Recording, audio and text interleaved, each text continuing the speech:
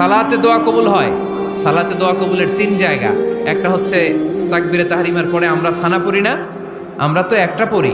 আল্লাহর হাবিব সুন্নাহ এবং নফল নামাজে আরো পড়তেন সানা, ওই দোয়া কবুল হয়। 2 নম্বর জায়গা সালাতে সেজদায় পড়ে দোয়া করলে কবুল হয়। আকরাবু মা ইয়াকুনুল আবদু মির রাব্বিহি ওয়া হুয়া সাজিদ ফাকসিরু ফিহি দুআ। বান্দা যখন সেজদায় লুটিয়ে পড়ে, বান্দা আল্লাহর সবচেয়ে কাছে চলে যায়। তা কিন্তু বিশ্বনবী বলে, সেজদাটা তোমার রবের কুদরতি পায়ের উপরে পড়েছে। সেজদায় পড়ে দোয়া করেন। সালাম ফিরানোর আগে বিশ্বনবী দোয়া করতেন, লা ইউসাল্লিমান্না আহাদুকুম হাত্তা ইয়াতাআওয়াযা মিন আরবা'a।